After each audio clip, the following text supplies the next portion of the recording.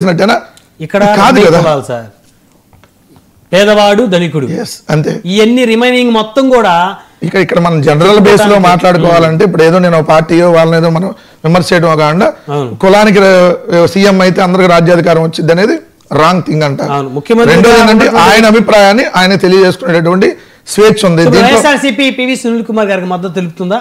మాకేం సంబంధం అండి. ఇప్పుడు నేను ఆ అభిప్రాయాన్ని దేనికి సస్పెండ్ అయ్యాడు?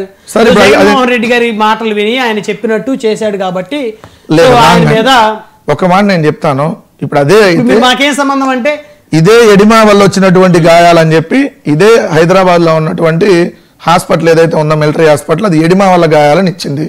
ఒకవేళ నిజంగా అది జగరామకృష్ణ కొట్టారని గాయాలైతే ఏ అధికారుల మీద చర్యలు తీసుకోమని చెప్పి అప్పుడే సుప్రీంకోర్టు చెప్పేది కదా. ఇగో పలానా వాళ్ళు కొట్టారంటే ఒక ఎంపీ ఉన్నప్పుడు అబద్ధం చెప్పాడా రఘురామకృష్ణరాజు గారు? కాదని చెప్పండి. ఇప్పుడు నేనేమంటున్నాను సార్, ఇది దెబ్బలేంటి ఎడిమా వల్ల గాయాలని ఇచ్చారు రిపోర్టు, పాయింట్ నెంబర్ 1. రెండోది కాదు నిజంగా అతను కొట్టారని ఉంటే సార్ సుప్రీంకోర్టు ఊరుకుంటుందా? ఎస్, ఆ కొట్టినటువంటి అధికారుల మీద యాక్షన్ తీసుకోమని చెప్పింది కదా.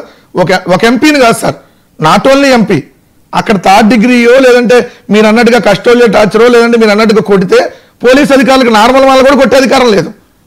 మరి వాళ్ళ మీద యాక్షన్ తీసుకోమని ఎందుకు? ఇప్పుడు మొన్న ఇక్కడ మా సోషల్ మీడియాకి సంబంధించినటువంటి యాక్టివిస్టు ఏదో భాస్కర్ రెడ్డి అని అతను ఎన్ఆర్ఐ వచ్చాడు, అతను పట్టుకున్నారు, పోలీసులు నన్ను కొట్టారా అని చెప్పాడు.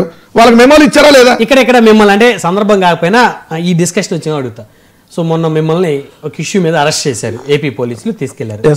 సో మీ మీద ఏమన్నా 3rd డిగ్రీ ప్రయోగించడం కానీ మిమ్మల్ని నా మీద మాట్లాడటం కానీ చొక్కా పట్టుకొని లేకపోతే ఆ విధంగా ఏమైనా ట్రీట్ చేయడం కానీ అధికారులు ఏం చేశారా? సార్ ఒక మాట నేను ఉన్న ఫ్యాక్ట్ చెప్తా, భవిష్యత్తులో జరిగితే జరిగిందని చెప్తా.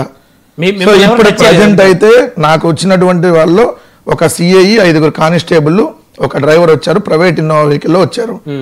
సో వాళ్ళు 7 మొత్తం డ్రైవర్తో సహా, నేను 8. నన్ను అయితే లాస్ట్ సీట్ లో 3వ రోలో కూర్చోబెట్టారు ఇన్నోవాలో. జనరల్ గా అయితే మిడిల్ రోలో కూర్చోబెడతారు, అటు ఇటు కానిస్టేబుల్ ఉండి. నన్ను మీరు వెనకే కూర్చోవాలన్నారు. నేను ఎందుకు ఏంటని కూడా అడగల.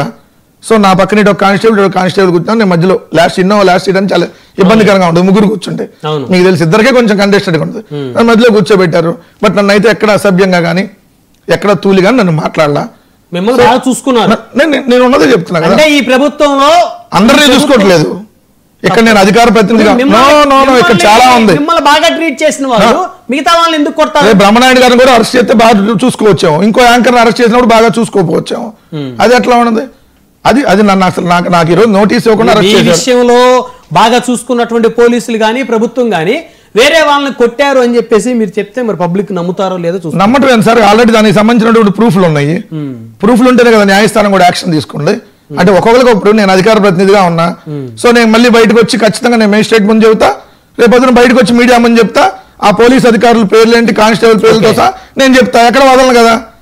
అందుకని చెప్పి నన్ను చేయలేదేమో, ఇంకొకరిని చేయొచ్చు. అట్లా నార్మల్గా మా సోషల్ మీడియా కార్యకర్తలు అనేక మంది కొట్టారు, అనేక మందిని 3rd డిగ్రీ ప్రయోగించారు, కొట్టారు, చిత్రహింసలకు గురి చేసి వాళ్ళు చెప్పినట్టు రాయించుకున్నారు. ఇవన్నీ జరిగినాయి. మీ మద్దతుదారులను సానుభూతి పరులను కొట్టలేదుగా? ఎవరు? మీ పార్టీ సానుభూతి పరులు ఎవరో బోరుగడ్డ అనిల్ అనేటువంటి. మా పార్టీ సానుభూతి పరుడు నాకు తెలియదు కదా, మీరే ఇంటర్వ్యూ చేసి అడగండి. మాకు ఆయనకి సంబంధం లేదు. మళ్ళీ ఇదే ప్లాట్ఫామ్ ఎదుక చెప్తున్నా, నేను మీ 99 టీవీలోనే నేను అధికారంలో ఉన్నప్పుడు కూడా చెప్పా, బోరగడ్డ అనిల్ అనే అతనికి వైఎస్ఆర్ కాంగ్రెస్ పార్టీకి ఎటువంటి సంబంధం లేదు.